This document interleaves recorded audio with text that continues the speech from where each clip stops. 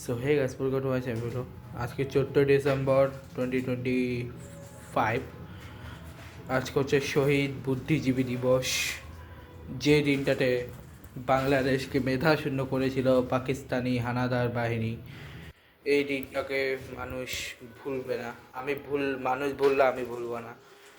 এই দিনে প্রায় অনেক অনেক যেমন জ্যোতির্ময় ঠাকুরতা, গোবিন্দচন্দ্র দেব, মনির চৌধুরী সহ শহীদুল্লাহ কায়সার, তারপরে জহরুল ইসলাম, এরপরে হচ্ছে সাংবাদিক, অনেক সাংবাদিক অনেক অনেক মানুষকে সেদিন ধরে নিয়ে গেছিল। তো সেটার সূচনাটা হয় যে কি হয় যে ওই দিন মঈনুদ্দিন, যিনি বর্তমানে জামা শিবিরের যে বড় নেতা, তিনি কিছু কিছু মানুষকে তুলে নিয়ে যাওয়ার জন্য হয় এবং তাদেরকে তুলে নিয়ে যাওয়ার নাম করে তাদেরকে যখন তুলে নিয়ে যাওয়া হয়, সে তুলে দিয়ে যাওয়ার নাম তাদেরকে তুলে নিয়ে যাওয়া হয় প্রথমে, তারপর সেখান থেকে তাদের প্রচুর টর্চার করা হয় এবং সেই টর্চার করার পর তাদেরকে মৃত্যুদণ্ডে ভূষিত করা হয়, তাদেরকে মেরে ফেলা হয়। তাদের লাশ, অনেকের লাশ খুঁজে পাওয়া যায়নি, অনেকের লাশ পাওয়া গেলেও ছিন্ন ভিন্ন অবস্থায় ছিল, আবার অনেককে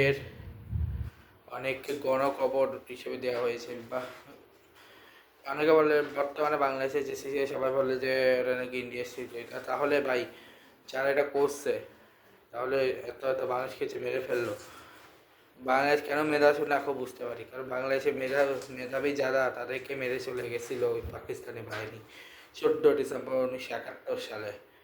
সেই দিনটা যদি না আসতো হয়তো আজ বাংলাদেশে এত এত বাজে বাজে মানুষ থাকতো না। সবাই কোনো বুদ্ধিমানের মতো কাজ করতো। শহীদ বুদ্ধিজীবী দিবসকে আমি জানাই মনে করেন গিয়ে এটি বাংলা হারায় তাদের শ্রেষ্ঠ সন্তানদের, শুধু শ্রেষ্ঠ সন্তানদের না, যদি সেই দিন সত্যি কথা, সেদিন যদি একবার সেদিন যদি সেই মানুষজনদের নাম হতো তাহলে আজ বাংলাদেশের এই অবস্থা হতো না। বা যাই হোক, বাংলাদেশের হিস্ট্রির এক কালো অধ্যায় হলো এই 14 ডিসেম্বর। সারা জীবন মনে থাকবে এই 14 ডিসেম্বর। কারণ 14 ডিসেম্বর যেভাবে অতগুলো মানুষকে মেরে ফেলেছিল পাক হানাদার বাহিনী, সেটা আর কেউ করতে পারেনি এক্সেপ্ট শুধু পৃথিবীতে আর কোনো কেউ করতে পারেনি যেটা পাক হানাদার বাহিনী করেছিল। সো আর কী বা বলার আছে।